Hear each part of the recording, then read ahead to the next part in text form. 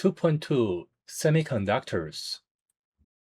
A semiconductor is an element with electrical property between those of a conductor and those of an insulator. For example, the most popular semiconductor material is silicon, and then the next one can be germanium, and there are a few more. Now let's review the three different categories of materials if we categorize materials in the field of electronics. Conductor is a material that electrons can flow easily inside of the material, not on the surface.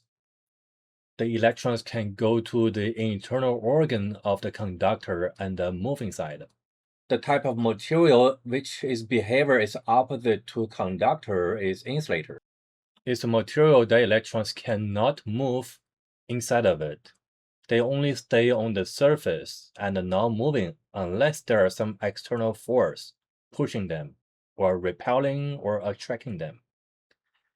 And between these two categories of materials, there is a semiconductor type of material. Semiconductors is a material that sometimes it acts like an insulator, but when condition changes, it behaves like a conductor.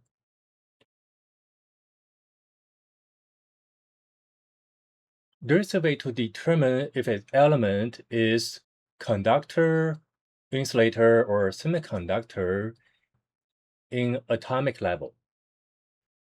For all conductors, the number of valence electrons must be less than 4, including 1, 2, or 3 valence electrons.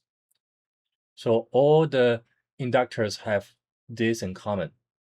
Examples are silver, copper, gold, iron, aluminum, and all metals.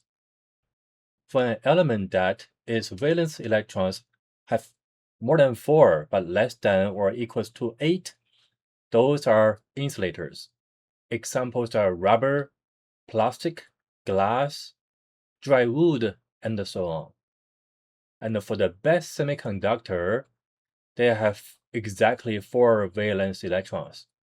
The examples are silicon, germanium, and so on.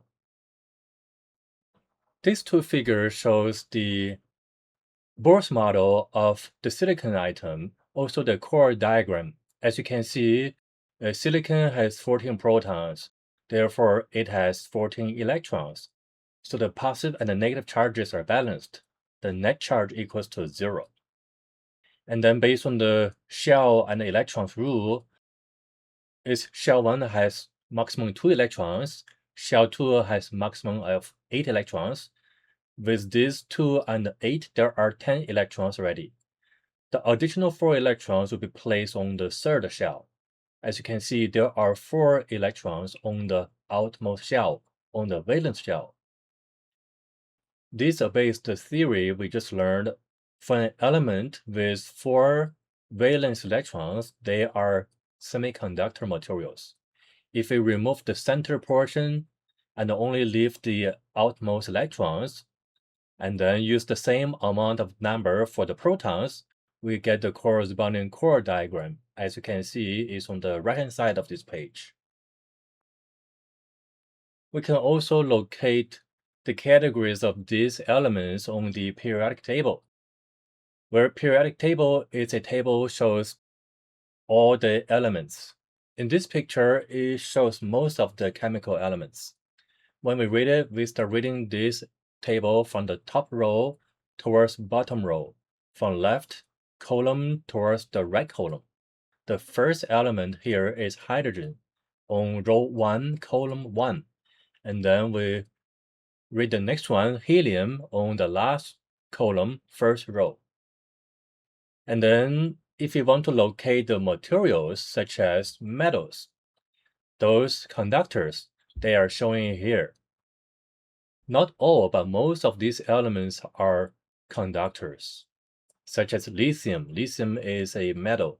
Beryllium, magnesium, titanium, and so on.